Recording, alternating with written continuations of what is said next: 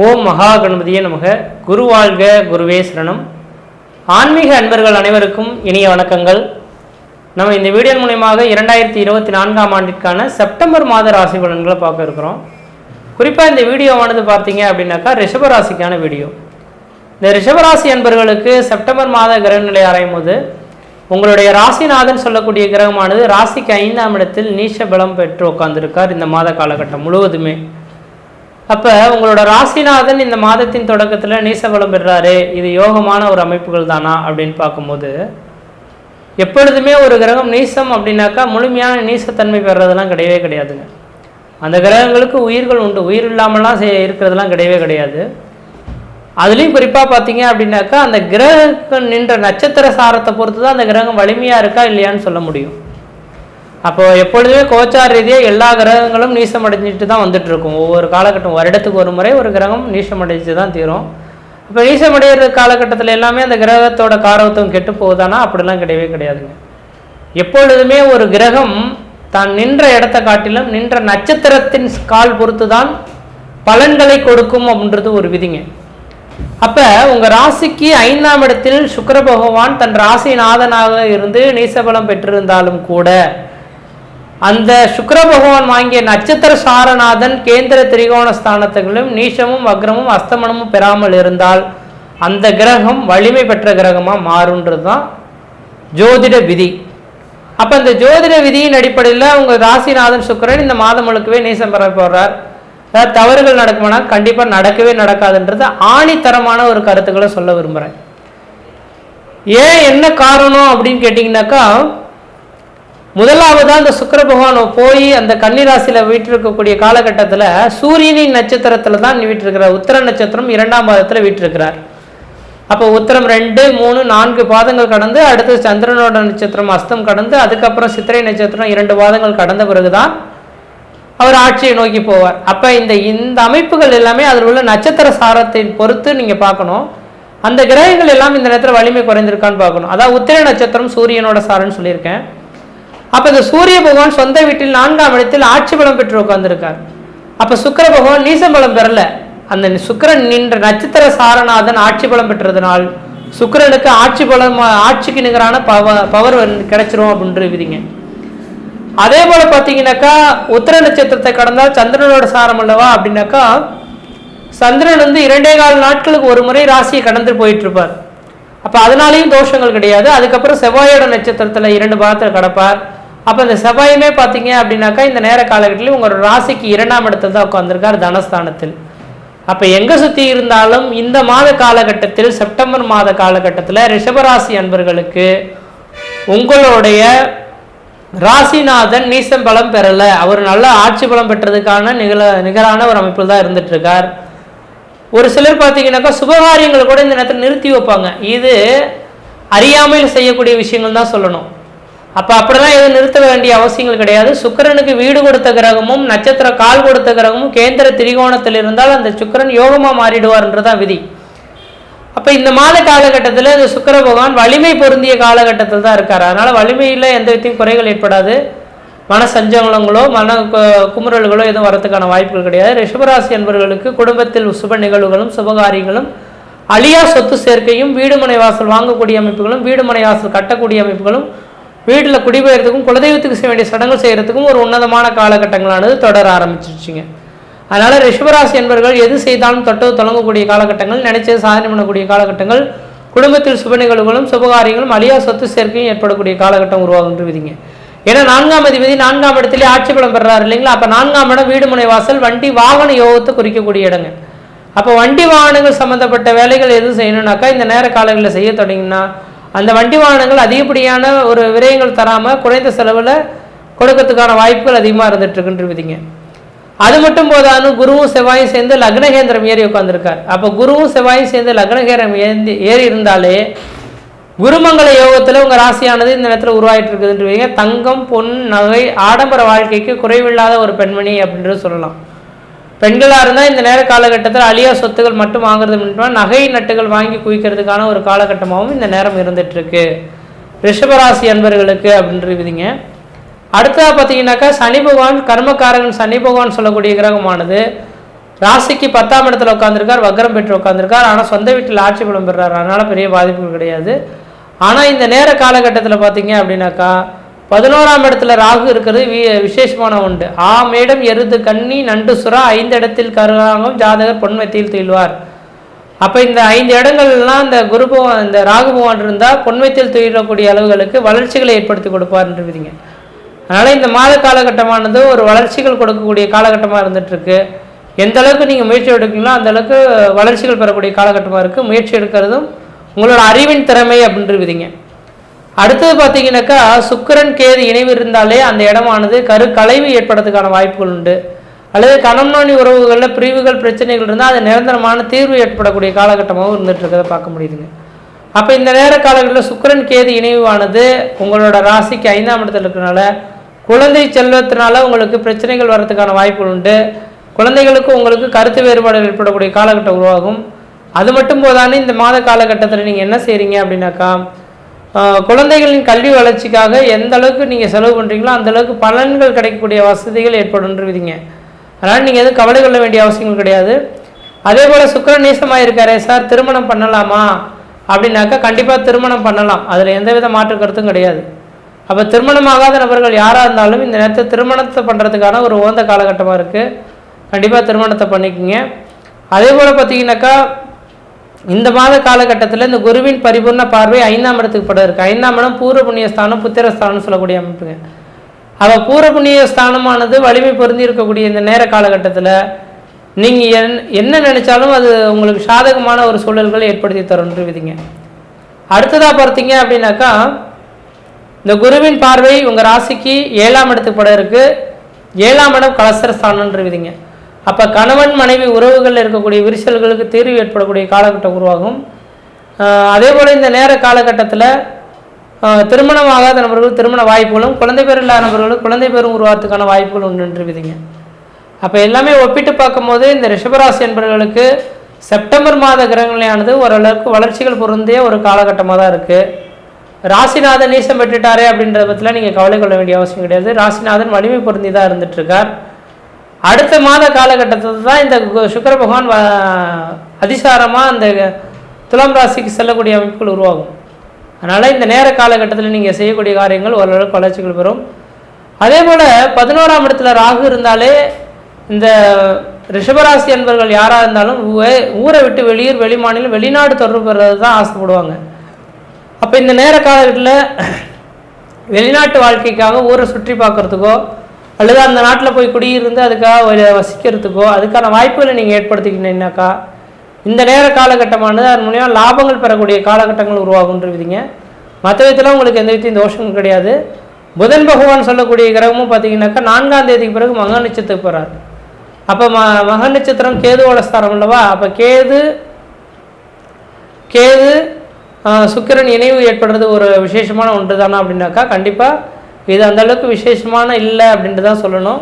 ஆனால் இருந்துட்டாலும் இது பெரிய லெவலில் பாதிப்பு தராது. ஏன்னா குருவின் பரிபூர்ண பார்வை இருக்கிறனால பெரிய லெவலில் பாதிப்புகள் தராது. சீரும் சிறப்புமாகவே இருப்பீங்க, நலமாக இருப்பீங்க அப்படின்ற விதிங்க.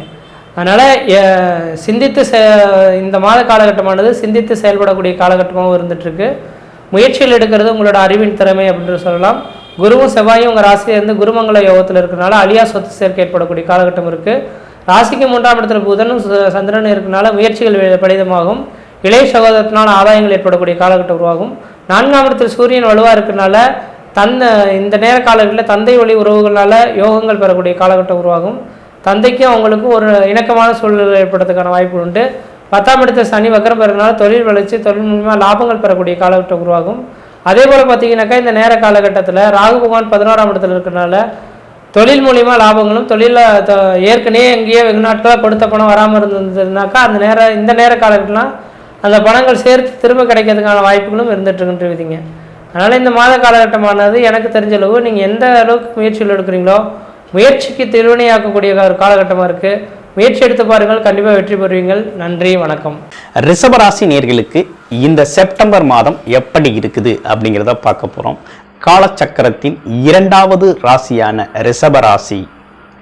ரிஷபராசி அப்படின்னு எடுத்துக்கிட்டோம்னாலே சுக்கிர பகவான் ஆதிக்கம் நிறைந்த ஒரு ராசி. அது மட்டும் இல்லாமல் பார்த்தோம்னாக்க குடும்ப உறுப்பினர்களை அரவணைத்து செல்லக்கூடிய, உழைப்பு வருமானம் பற்றி அதிகமாக யோசிக்கக்கூடிய, கர்மம் சார்ந்த தொழில் சார்ந்து அதிகமாக சிந்திக்கக்கூடிய அமைப்பு கொண்டவர்கள் தான் நம்ம ரிஷபராசி அன்பர்கள்.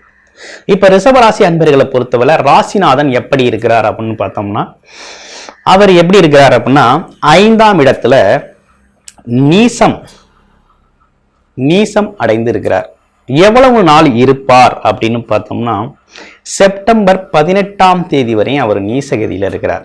அப்ப இந்த காலகட்டம் வரை பார்த்தோம்னா நீங்க கொஞ்சம் உங்களுடைய ஃபினான்சியல் சுச்சுவேஷன், அது மட்டும் இல்லாமல் உறவுகள் சார்ந்த விஷயங்கள், குழந்தைகள் சார்ந்த விஷயங்கள், இவங்க எல்லாம் பார்த்தீங்கன்னா கொஞ்சம் கவனமாக இருக்கணும் அப்படிங்கிற ஒரு அமைப்பு இருக்குது. குறிப்பாக பெண்கள் சார்ந்த விஷயத்துல கொஞ்சம் கவனமாக இருக்கணும் அப்படிங்கிற ஒரு அமைப்பு இருக்குது. அதோட அதான் ராசிநாதன் நீசம் அடைஞ்சிட்டார் அப்படின்னாலே எந்த வேலையும் செய்ய தோணாது. எதுலையும் ஒரு விருப்பம் இல்லாத சூழ்நிலை ஏற்படும். மனதில் ஒரு இனம் புரியாத ஒரு கவலை அப்படிங்கிற ஒரு விஷயம் வந்து போகும். என்ன செய்யறது ஏது செய்யறது அப்படிங்கிற ஒரு குழப்பம் வரக்கூடிய ஒரு அமைப்பு. தொட்ட காரியங்கள் எல்லாமே தடைபடும். நினைச்சது நினைச்ச மாதிரி நினைச்ச நேரத்தில் நடக்காது. இயல்பாகவே ரிஷபராசி அன்பர்களுக்கு இந்த ராசிநாதன் நீசமடைஞ்சு நீசகதியில் இருக்கக்கூடிய இந்த செப்டம்பர் 18 வரையுமே பார்த்தீங்கன்னா கொஞ்சம் நெகட்டிவ் தாட்ஸ் வரும். நெகட்டிவ் தாட்ஸ், அதாவது எதிர்மறை எண்ணங்கள் தோன்றும். நடக்கிறது எல்லாம் நல்லதே நடந்தாலும் தன்னோட பார்வையில் பார்த்தீங்கன்னா அது பார்க்கறதுக்கு கெடுதலாக தெரிகிறது மாதிரி இருக்கும். அதனால இந்த சூழ்நிலையில நீங்க பார்த்தீங்கன்னா ஒரு புது முயற்சி, புதுசா ஒரு தொழில் பண்றேன், புதுசா ஒரு வேலையை ஸ்டார்ட் பண்றேன் அப்படிங்கிற ஒரு புது முடிவுகளை தவிர்த்துக்கிறது அப்படிங்கிறது நல்லது. செப்டம்பர் 18 வரை. செப்டம்பர் 18க்கு பிறகு அவர் ஆட்சி பலம் பெறார், அதாவது துலாம் ராசியில. நீங்க அந்த காலகட்டத்தில் அதற்கு பிறகு ஒரு முக்கிய முடிவுகளை நீங்க எடுத்துக்கலாம். அதுவரையும் இருக்கிறத வேலையோ தொழிலோ அல்லது குடும்பம் சார்ந்த உறவுகளில் விரிசல் ஏற்படாம கொஞ்சம் நிதானமாக நடந்துக்கிறது அப்படிங்கிறது ரொம்ப நல்லது இந்த காலகட்டத்தில். அதுலேயும் குறிப்பா இந்த காலகட்டத்தை பொறுத்தவரை குரு வேற எங்க இருக்கிறார் அப்படின்னு பார்த்தோம்னா ராசிலேயே அமர்ந்திருக்கிறார். உங்களுடைய ராசிக்கு அவர் 11ஆம் அதிபதி, லாபாதிபதி.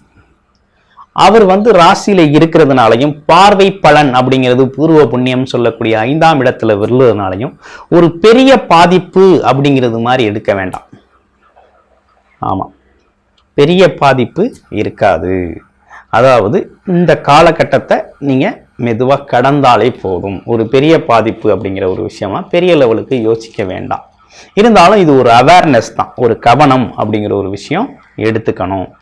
அடுத்து பாருங்க, செவ்வாய் பகவான் உங்க ராசிக்கு 7க்குடையவர் 2ஆம் இடத்துல இருக்கார். அப்ப திருமணம் சார்ந்த சுபகாரிய பேச்சுக்கள், நீண்ட நாளா திருமணம் ஆகல அல்லது குடும்ப வாழ்க்கையில ஒரு பெரிய ஒரு வாக்குவாதங்கள் மனஸ்தாபங்கள் இருக்குது, அல்லது குடும்பத்துல ஏதேனும் வீடு கட்டணும், இடம் வாங்கணும் அப்படிங்கிற ஒரு அமைப்பு யோசிக்கணும் அப்படின்னா திட்டமிடலுக்கு ஒரு நல்ல காலகட்டமாக இந்த காலகட்டம் அமைஞ்சிருக்குது. 4ஆம் இடத்துல சூரியன் புதன். அப்ப அம்மா வழி உறவுகள் சம்பந்தப்பட்ட விஷயங்கள்லாம் உங்களுக்கு இந்த காலகட்டத்தில் உங்களுக்கு பக்கபலமாக அமையும். அடுத்து பார்த்தீங்கன்னா வருமானம், அம்மாவோட சொத்துக்கள் கிடைக்கக்கூடிய ஒரு அமைப்பு இருக்குது. அடுத்து அரசு சார்ந்த அனுகூலங்கள், அரசாங்கத்துறையில் வேலை பார்க்குறவங்களுக்கெல்லாம் இந்த காலகட்டத்தில் இடமாறுதல்கள் ஏற்படும். அதே போல நடத்தைகள் கவனிக்கப்படும். நீங்க எப்படி ஒர்க் பண்றீங்க, என்ன மாதிரி வேலை செய்யறீங்க அப்படிங்கிற விஷயம்லாம் கவனிக்கப்படக்கூடிய ஒரு காலகட்டமாக இந்த காலகட்டம் உங்களுக்கு அமைஞ்சிருக்குது. ஆமா, அதே நேரத்தில் அவர் 5க்குடையவர் 4ல் இருக்கிறதுனால குழந்தைகள் சம்பந்தப்பட்டு உங்களுக்கு பார்த்தீங்கன்னா கொஞ்சம் செலவுகள் வரக்கூடிய ஒரு அமைப்பு இருக்குது.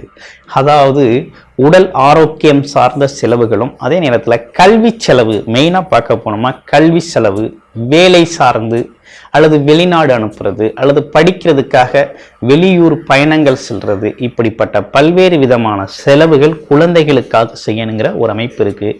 குல தெய்வ கோவில்கள் கட்டுவதற்கான செலவுகள் வரக்கூடிய ஒரு அமைப்பு அப்படிங்கிறதுலாம் இந்த காலகட்டத்தில் இருக்குது.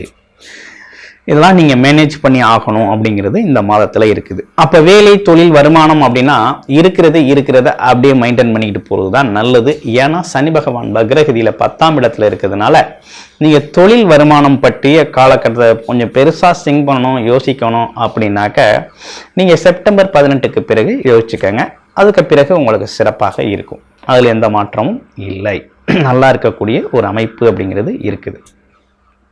ஆமா, அடுத்து பாருங்க, வெளிநாடு வெளியூர் போகணும் அப்படின்னு திட்டமிட்டு வெளிநாடு போக முடியாம நீண்ட நாளா ட்ரை பண்ணிக்கிட்டு இருக்கவங்களாம் இந்த காலகட்டத்தில் வெளிநாட்டு உறவுகள், முகம் தெரியாத நண்பர்கள் உதவி செய்து அதன் மூலமாக வெளிநாடு பயணம், வெளியூர் பயணம் செல்லக்கூடிய ஒரு நல்ல காலகட்டமாக இந்த காலகட்டம் உங்களுக்கு அமைஞ்சிருக்குது.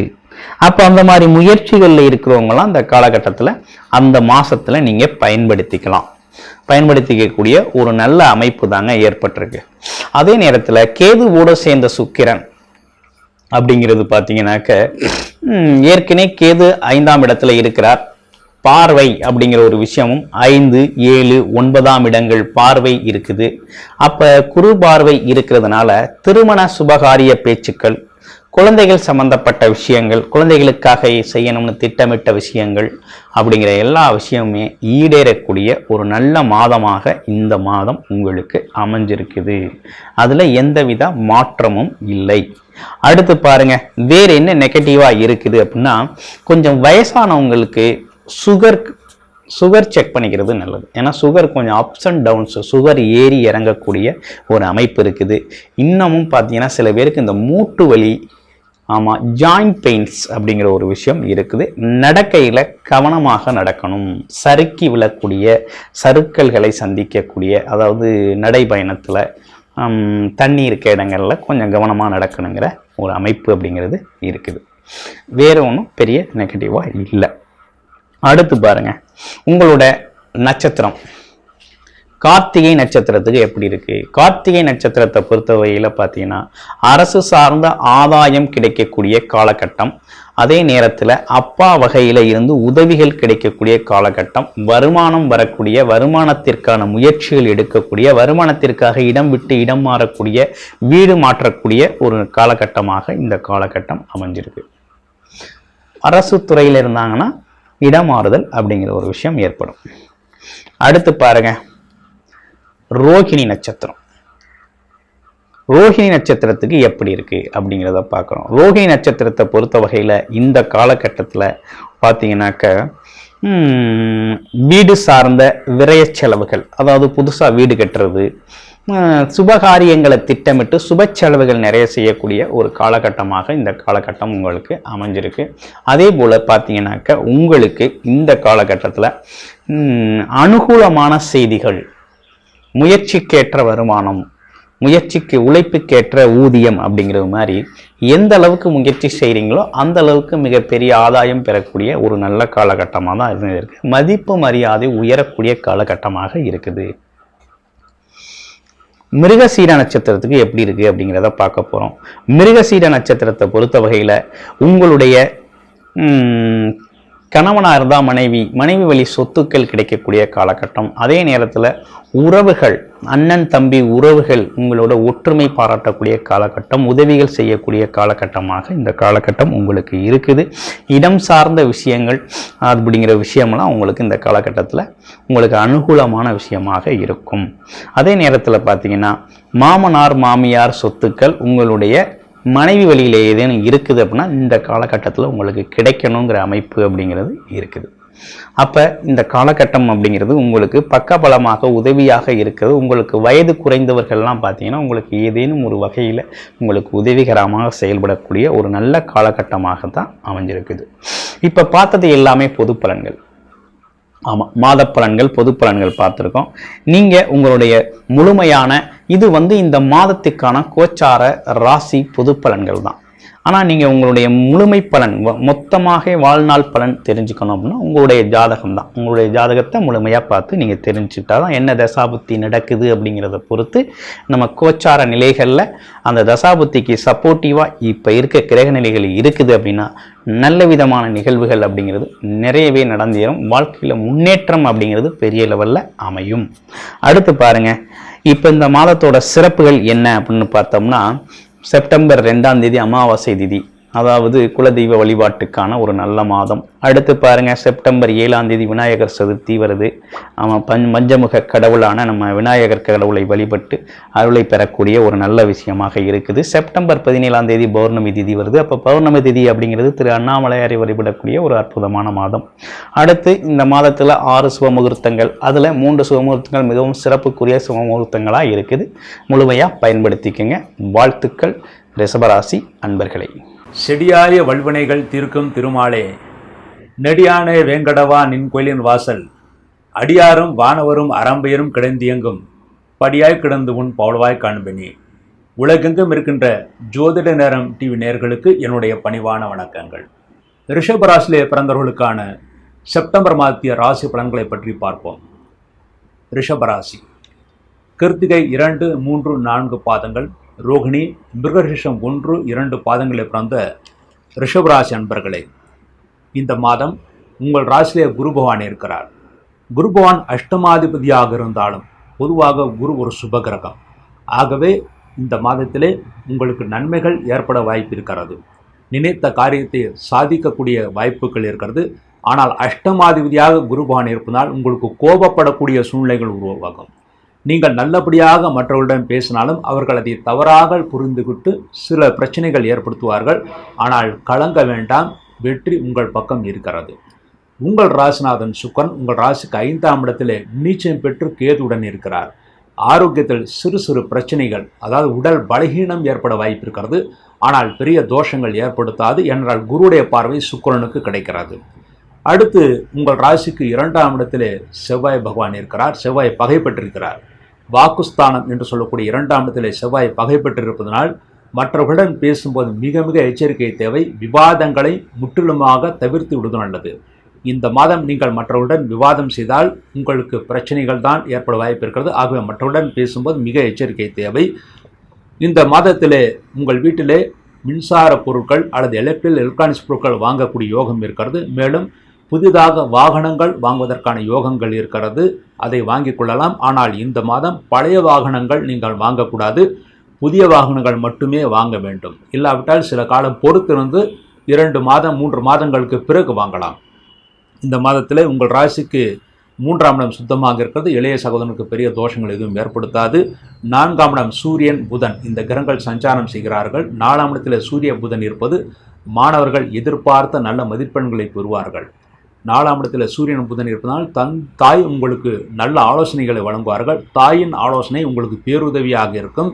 தாயின் ஆரோக்கியத்தில் இருந்த குறைபாடுகளும் நீங்கி அவர்களும் நலம் பெறுவார்கள் என்று இருக்கிறது.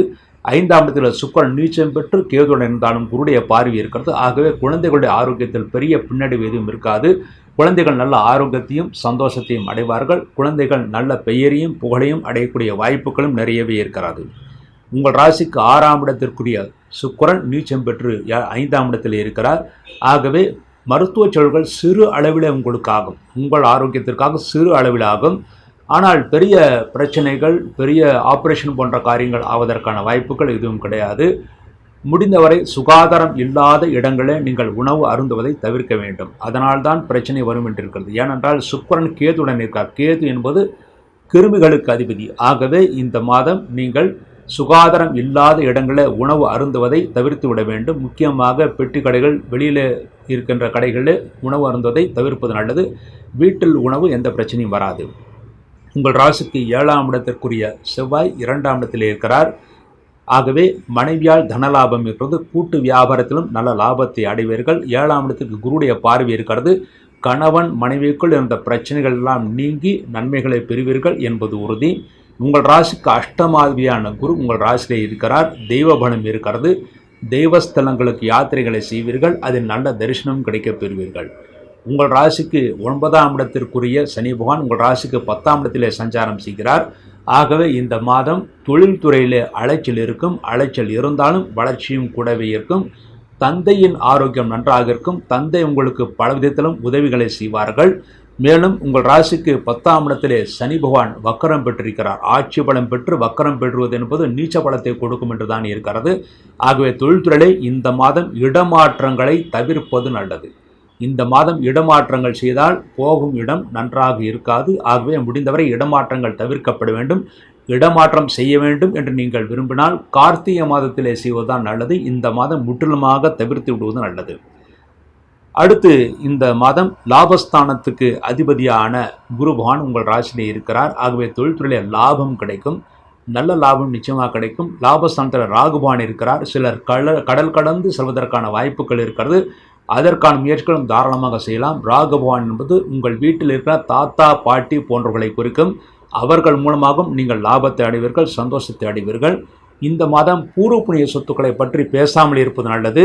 5ஆம் இடத்தில் சுக்கிரன் நீச்சம் பெற்று கேதுவுடன் இருப்பதனால் பூர்வ புண்ணிய சொத்துக்களை பற்றி பேசினால் அதில் பிரச்சனைகள், சண்டைகள், சச்சரவுகள் வருவதற்கான வாய்ப்புகள் இருக்கிறது. ஏற்கனவே உங்கள் ராசிக்கு 2ஆம் இடத்திலே செவ்வாய் பகைப்பட்டிருக்கிறார். நீங்கள் சாதாரணமாக பேசினாலும் உங்கள் மீது விரோதத்தை காண்பிப்பார்கள். உங்கள் ராசிக்கு விரையாதிபதி செவ்வாய், இந்த விரையாதிபதி செவ்வாய் உங்கள் ராசிக்கு தனஸ்தானத்திலே இருக்கிறார். செலவு எவ்வளவு இருக்கிறதோ அந்த அளவுக்கு தான் வருமானம் வரும். ஆகவே இந்த வாரம் பெரிய வருமானம், பெரிய அளவில் லாபம் எதிர்பார்க்க முடியாது. ஓரளவு லாபம் கிடைக்கும். ஆனால் வரவுக்கும் செலவுக்கும் சரியாக இருக்கும் என்று தான் இந்த மாதம் இருக்கிறது. புதிதாக வீடு மனை வாங்குவதற்காக முயற்சி செய்பவர்கள் அக்ரிமெண்ட் போடும்போது எந்த வில்லங்கமும் இல்லாமல் இருக்கிறதா என்று சரியாக பார்த்து அதன் பிறகு அக்ரிமெண்ட் போடுவதுதான் மிகவும் சிறப்பானது. என்றால் செவ்வாய் பூமிக்காரகன் 2ஆம் இடத்தில் பகை பெற்றிருக்கிறார். ஆகவே பூமி வாங்கும்போது எச்சரிக்கை தேவை என்று நீங்கள் வைத்துக்கொள்ள வேண்டும். அடுத்து இந்த மாதத்திலே உங்கள் ராசிலேயே குரு பகவான் இருப்பது தெய்வ பலம் இருக்கிறது. தெய்வ பலத்தினால் பல பிரச்சனைகள் எல்லாம் உங்களுக்கு வந்தாலும் அந்த பிரச்சனைகள்லாம் தெய்வ பலத்தினால் நீங்கள் வெற்றி கொள்வீர்கள். உங்கள் ராசிநாதன் நீச்சம் பெற்றாலும் கவலைப்பட வேண்டாம். குருவுடைய பார்வை நன்றாக இருக்கிறது, நன்மைகளை ஏற்படுத்தி கொடுக்கும். முடிந்தவரை இந்த மாதம் இரவு நேர பயணங்களை தவிர்த்து விடுவது நல்லது. ஏனென்றால் உங்கள் ராசிநாதன் சுக்கிரன் நீச்சம் பெற்று கேதுடன் செவ்வாயுடன் பார்வை இருக்கிறார். செவ்வாயுடைய பார்வை என்பது சிலருக்கு உங்களுடைய பிறப்பு ஜாதகத்தில் கோளாறுகள் இருந்தால் விபத்துக்கள் ஏற்படுவதற்கான வாய்ப்புகள் இருக்குது. ஆனால் பெரிய விபத்தில் சிறு விபத்தாவது ஏற்படும் என்று இருக்கிறது. ஆகவே பிறப்பு ஜாதகம் நன்றாக இருந்தால் தோஷம் செய்யாது. இருந்தாலும் இந்த மாதத்திலே இரவு நேர பயணங்களை 2 சக்கர வாகனங்களோ 4 சக்கர வாகனங்களோ வெகு தூரம் செல்வதை தவிர்த்து விடுவது நல்லது. 10ஆம் இடத்திலே சனி பகவான் ஆட்சி பலத்துடன் வக்ரம் பெற்றிருக்கிறார். ஆகவே தொழில் இடமாற்றங்கள் செய்வதை முடிந்தவரை தவிர்க்க வேண்டும். முக்கியமாக உத்தியோகஸ்தர்கள் வேறு வேலை கிடைக்கும் என்று நினைத்து இருக்கின்ற வேலையை விடக்கூடாது. இருக்கின்ற வேலையை விட்டுவிட்டு வேறு வேலையை நீங்கள் தேடினால் அதை கிடைப்பதற்கு சில மாதங்கள் ஆகும். ஆகவே ரிஷபராசிலே பிறந்த அன்பர்கள் கண்டிப்பாக இருக்கின்ற வேலையை விடாமல் இருக்கின்ற வேலையை செய்து கொள்ள வேண்டும். உத்தியோகஸ்தர்கள் மிகவும் எச்சரிக்கையாக இருக்க வேண்டிய மாதமாக இந்த மாதம் அமைந்திருக்கிறது. இந்த மாதம் நீங்கள் செய்ய வேண்டிய பரிகாரம், உங்கள் ராசிக்கு 10ஆம் இடத்திலே சனி பகவான் வக்கரம் பெற்றிருப்பதனால் தொழில்துறையிலே மிகவும் அலைச்சல் இருக்கும் என்று கூறினான். அதற்கு பரிகாரமாக ஒவ்வொரு சனிக்கிழமையும் சனி பகவானுக்கு நல்லெண்ணெய் தீபம், ஆஞ்சநேயருக்கு நெய் தீபம் வைக்க வேண்டும். 2 தீபங்கள் வைக்க வேண்டும். அவ்வாறு தீப வழிபாடுகள் செய்து வந்தாலே போதுமானது. பெரிய தோஷங்கள் எதுவும் ஏற்படுத்தாது. அடுத்து ரிஷபராசிலே பிறந்த நட்சத்திரத்திலே பிறந்தவர்களுக்கு என்ன பரிகாரம் என்று பார்த்தால், கிருத்திகை நட்சத்திரத்திலே பிறந்தவர்களுக்கு கிருத்திகை 2, 3, 4 பாதங்களே பிறந்தவர்களுக்கு அவர்களுக்கு செப்டம்பர் 22 ஞாயிற்றுக்கிழமை அன்றைய தினம் முருகன் கோயிலுக்கு சென்று முருகனுக்கு சிகப்பு அரளி புஷ்பங்களால் அர்ச்சனை செய்ய வேண்டும். சிகப்பு அரளி புஷ்பங்களை மாலையாக தொடுக்க வேண்டும். அதன் பிறகு 6 பெண்களுக்கு மஞ்சள் குங்குமம் கொடுக்க வேண்டும். அதன் மூலமாக கிருத்திகையில் பிறந்தவர்கள் இந்த மாதம் முழுமைக்கும் நன்மைகளை பெறுவார்கள். தொழில்துறையில் இருந்த பிரச்சனைகளும் ஆரோக்கியத்தில் இருந்த பிரச்சனைகளும் நீங்கி நலம் பெறுவார்கள். அடுத்து ரோகிணி நட்சத்திரத்திலே பிறந்தவர்களுக்கு செப்டம்பர் 23 திங்கட்கிழமை அன்றைய தினம் உங்களுடைய நட்சத்திரமான ரோகிணி நட்சத்திரமே வருகிறது. அன்றைய தினம் சஷ்டி திதி. அன்றைய தினம் கந்த சஷ்டி கவசம் படித்து முருகனை ஆராதனை செய்வது மிகவும் சிறப்பானது. மேலும் ஒவ்வொரு சஷ்டிக்கும் ஒரு பெயர் இருக்கிறது. அன்றைய சஷ்டிக்கு கபிலா சஷ்டி என்று கூறுவார்கள். கபிலா சஷ்டி என்றும் சந்திர சஷ்டி என்றும் கூறுவார்கள். ஆகவே உங்கள் ஜாதகத்தில் சந்திர தோஷங்கள் இருந்தால் அன்றைய தினத்திலே முருகனை வழிபாடு செய்தால் சந்திர தோஷங்கள் விலகும். கபிலம் என்றால் சிகப்பு நிறமுடைய பசுமாடு என்று பொருள். ஆகவே அன்றைய தினம் சிகப்பு நிறமுடைய பசுமாடு எங்கே இருக்கிறதோ அதை தேடி சென்று அதற்கு உணவு கொடுத்து விட்டு வாருங்கள். உங்களுடைய ஜாதகத்தில் பிறப்பு ஜாதத்தில் எந்த தோஷங்கள் இருந்தாலும் அந்த தோஷங்களுக்கான நிவர்த்திக்கான வழிகள் நன்றாக கிடைக்கும். அடுத்து மிருகசீரிஷம் 1, 2 பாதங்களே பிறந்தவர்களுக்கு செவ்வாய்க்கிழமை, அதாவது செப்டம்பர் 24ஆம் தேதி செவ்வாய்க்கிழமை, அந்த செப்டம்பர் 24 செவ்வாய்க்கிழமை என்று உங்களுடைய நட்சத்திரம் வருகிறது. அன்றைய நட்சத்திரத்திலே மகா விதிய பாதம் என்று பஞ்சாங்கத்தில் போடப்பட்டிருக்கும். அன்றைய தினத்திலே அருகில் இருக்கின்ற சிவன் கோயிலுக்கு சென்று சிவபெருமானுக்கு மாலை அணிவித்து, அதாவது வில்வ மாலை அல்லது வில்வ இலையினால் மாலை அல்லது சிகப்பு அரளி புஷ்பங்களால் மாலை அணிவித்து வில்வ அர்ச்சனை செய்து நெய் தீபம் ஏற்றிவிட்டு வாருங்கள். எந்த தோஷம் செய்யாமல் இந்த மாதம் முழுமைக்கும் நன்மைகளை பெறுவீர்கள். இந்த தோஷ பரிகாரங்களின் மூலமாக ரிஷபராசியில் பிறந்தவர்கள் எல்லா நலன்களும் பெறுவார்கள் என்பது உறுதி. வணக்கம் நண்பர்களே, நான் பாரம்பரிய ஜோதிடர் பா. ரவிக்குமார். இப்போ நாம் பார்க்கக்கூடிய தலைப்பு என்னன்னு பார்த்தீங்கன்னா, செப்டம்பர் மாதம் 2024 வருடத்தில் ரிஷபராசியில் பிறந்தவங்களுக்கு வாழ்க்கை எப்படி இருக்கும், வாழ்வாதாரம் எப்படி இருக்கும், அதை பற்றி தான் இப்போ இந்த காணொலியில் பார்த்துட்டு இருக்கிறேங்க. பொதுவாக பார்த்தீங்க அப்படின்னா செப்டம்பர் மாதம் பிறக்கக்கூடிய தருணம் பார்த்தீங்கன்னா ஞாயிற்றுக்கிழமை அன்னைக்கு, சிவராத்திரி அன்னைக்கு இந்த செப்டம்பர் மாதம் 1ஆம் தேதி பிறக்கப்படுதுங்க. அன்னைக்கு பார்த்தீங்க அப்படின்னா ஆயிலி நட்சத்திரம் 1ஆம் பாதத்தில், கடக ராசியில், ரிஷப லக்னத்தில், புதன் பகவானுடைய திசையில் 109 டிகிரியில தான் இந்த செப்டம்பர் மாதம் 1ஆம் தேதி பிறக்கப்படுதுங்க. அப்படி பிறக்கக்கூடிய இந்த ஒரு தருணத்துல காலச்சக்கரத்தின் 2வது ராசியான ரிஷப ராசியில பிறந்தவங்களுக்கு வாழ்க்கை எப்படி இருக்கும், வாழ்வாதாரம் எப்படி இருக்கும், அதை பத்தி தான் இந்த காணொலியில பார்க்கிறோம். முதல்ல உங்க ராசியில குரு ஜென்ம குருவா இருக்கிறதே உங்களுக்கு முதல்ல சரியில்லைங்க. ஏன்னா ஒரு குரு நவகிரகத்திலேயே நம்ம ராஜா குருன்னு தான் சொல்றோம்.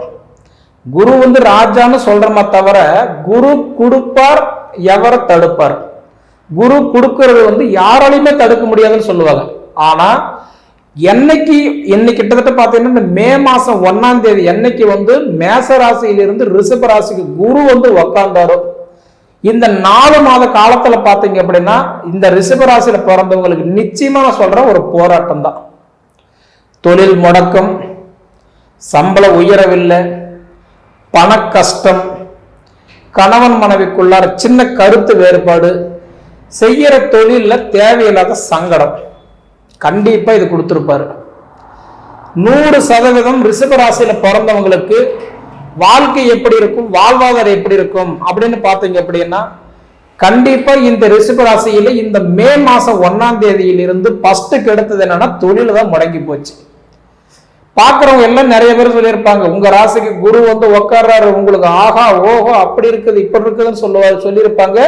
ஆனா கண்டிப்பா நான் சொல்றேன், மே மாசம் 1ஆம் தேதியிலிருந்து இந்த மே அதாவதுன்றது கட்டான்றது இன்னைக்கு அந்த 4 மாச காலத்துல இந்த மே மாசம் 1ஆம் தேதியில இருந்து கண்டிப்பா உங்களுக்கு தொழில் முடக்கம், அதாவது தொழில் ரீதியான சங்கடம், பண கஷ்டம், மண்மனை சார்ந்த விஷயங்கள் எல்லாமே ஸ்டாப் ஆயிருக்கணும். இது மீறி ஏதோ ஒரு சிலருக்கு மட்டும்தான் எங்களுக்கு நல்லா இருக்குதுன்னு சொல்லிக்கலாமே தவிர 90% பேருக்கு ஒரு முடக்கமான ஒரு நேரம் தான். ஆனா இந்த ரிஷபராசிக்கு பாத்தீங்க அப்படின்னா ராகு அதாவது மீன ராசியிலிருந்து 11ஆம் இடமா உங்க ராசி பார்க்கிறாரு. அதாவது லாபஸ்தானம்னு சொல்லலாம்.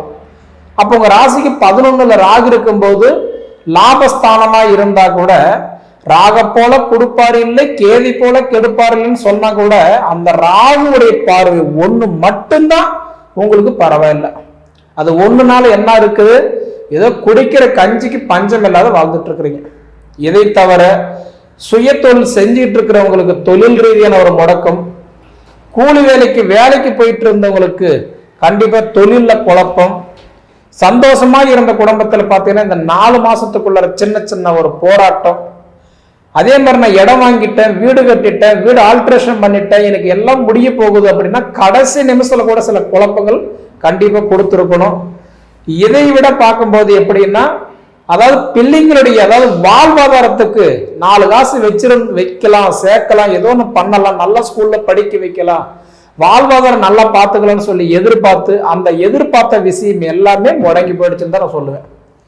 இப்படி இருக்கக்கூடிய காலகட்டங்கள் எப்ப உங்களுக்கு நல்லா இருக்கும் அப்படின்னு பாத்தீங்கன்னா, இந்த மாதத்துல 4 கிரக பயிற்சிகள் கொடுத்திருக்கிறாங்க.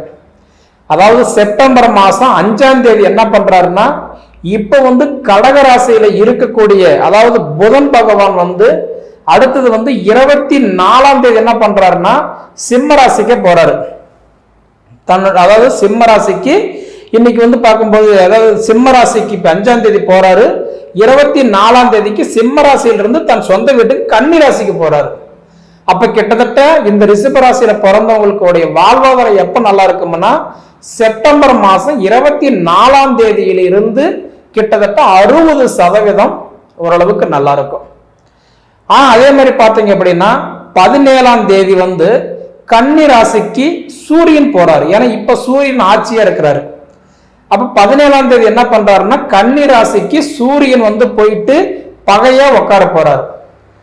அப்ப அதே மாதிரி பாத்தீங்க அப்படின்னா 19ஆம் தேதி அப்படின்னு எடுத்துக்கிட்டீங்க அப்படின்னா சுக்கிரன் இப்ப பார்க்கும்போது ராஜ பங்கம் நீச்ச யோகத்தை அடைஞ்சிருக்கக்கூடிய சுக்கிர பகவான். ஏன்னா இப்ப கன்னி ராசியில சுக்கிரன் நீச்சம் அடைஞ்சு உட்கார்ந்துருக்கிறாரு. அப்படி உட்கார்ந்து இருந்தவர் பாத்தீங்கன்னா கரெக்டா 19ஆம் தேதி செப்டம்பர் மாசம் 19ஆம் தேதி அவர் தன் சொந்த வீட்டுக்கு போறாரு. துலாம் ராசிக்கு அதிபதி சுக்கிர பகவான் தன் சொந்த வீட்டுக்கு போறாரு. அப்ப இந்த ரிஷப ராசியில பிறந்தவங்களுடைய வாழ்வாதாரம் பாத்தீங்க அப்படின்னா செப்டம்பர் மாசம் 19ஆம் தேதி ஒரு 40% அதுக்கு மேல நல்லா இருக்கும். அதே மாதிரி 24ஆம் தேதி புதன் தன் சொந்த வீட்டுக்கு போய் ஆட்சியை உட்காரக்கூடிய தருணத்துல 60% நல்லா இருக்கும். அப்ப கிட்டத்தட்ட பாத்தீங்கன்னா இந்த மாதத்துல 2 கிரகங்கள் தன் சொந்த வீட்டுல போய் ஆட்சியா உட்கார போறாரு. புதன் ஆட்சியா போய் கன்னி ராசியில உட்கார போறாரு. துலா ராசியில சுக்கிரன் போய் ஆட்சியா உட்கார போறாரு. அப்படி உட்காரக்கூடிய தருணம் தான் ரிஷப ராசிக்கு வாழ்வாதாரம் மெயினா நல்லா இருக்கும். இப்போதைக்கு எப்படி இருக்கிறீங்க அப்படின்னா, எதை சாப்பிட்டா நம்ம பெத்தம் தெரியுமோ அப்படின்ற ஒரு எண்ணத்துலதான் இருக்கிறவங்க யாருன்னா ரிஷபராசி தான். ஆனா கண்டிப்பா நிறைய பேர் சொல்லியிருப்பாங்க, இந்த மாசத்துல உங்க கடன் பிரச்சனை தீர போகுது, அதிர்ஷ்டம் அடிக்க போகுது, வண்டி வாகனம் வாங்க போறீங்க, நீங்க இடம் வாங்க போறீங்க, வீடு கட்ட போறீங்கன்னு கண்டிப்பா சொல்லியிருப்பாங்க. ஆனா நீங்க எடுத்தது எல்லாமே தடையில தான் முடிஞ்சிருக்கணும். இந்த 4 மாசத்துல வெளிநாடு போறதுக்கு பணம் கட்டி இருக்கிறீங்களா, அமையாது. கட்டிட்டு போயிருக்கிறீங்களா, ஏற்கனவே அங்க வெளிநாட்டுல இருக்கிறீங்களா, கண்டிப்பா தொழில் முடக்கமா இருக்கும். கண்டிப்பா தொழில் சம்பளத்துல கண்டிப்பா பிரச்சனை வந்திருக்கும். அதே மாதிரி பாத்தீங்க அப்படின்னா இன்னைக்கு விவசாயம் பண்றீங்களா, சிறு குறு தொழில் பண்ணிட்டு இருக்கிறீங்களா, அவங்களுக்கு எல்லாம் ரொம்ப முடக்கமா இருந்திருக்கணும். அதே மாதிரி பாத்தீங்க அப்படின்னா வாழ்வாதாரம் பாத்தீங்க அப்படின்னா இன்னைக்கு நிலைமை எப்படி இருக்குதுன்னா, சம்பாதிக்கிறதுக்கும் சாப்பிட்றதுக்கும் கரெக்டா இருக்குது. 4 காசு சம்பாரிச்சு மெச்சு வைக்கலாமா, ஜானு ஏறனா முளம் சரிகிற அளவுக்கு இருக்குது. கல்லோட அரிசி வாயில் போட்டுக்கிட்டு துப்புனா அரிசி போகுது, முழுங்குனா கல்லு போகுது, மெல்லனா பல்லு போகுதுன்ற கணக்குல தான் இப்போ உட்காந்துருக்கிறீங்க. உங்க நிலைமை ஓரளவுக்கு நல்லா இருக்கணும், மாறணும் அப்படின்னா நிச்சயம் நான் சொல்ற மாதிரி இந்த செப்டம்பர் மாசம் 19ஆம் தேதி ஓரளவுக்கு நல்லா இருக்கும். அதுக்கு மேல நல்லா இருக்கும். சரிங்களா? அப்படி இருக்கிறவங்களுக்கு இதுக்கிடையில நான் ஒரு பொண்ணு விரும்பிட்டு இருக்கிறேன், அதாவது எனக்கு ஒரு மாப்பிள்ளை பார்த்துட்டாங்க, இல்ல நான் ஒரு பொண்ணு கட்டான்றதை பார்த்துட்டேன், இன்னார் என் லைஃப் பார்ட்னரா வந்தா நல்லா இருக்கும், என்னோட வாழ்க்கை நான் சூஸ் பண்ணிட்டேன், அவங்களுக்கு கரெக்டா அமையுமா, கண்டிப்பா தடையா இருக்கும். பேசிட்டு இருந்தா கூட தடையா போயிருப்பாங்க. அதாவதுன்றது நல்ல உறவுல இருந்தா கூட அவங்க பகையாகிறதுக்கு உண்டான நேரம் இந்த 4 மாசத்துல ஏற்படுத்தி கொடுத்திருப்பாரு.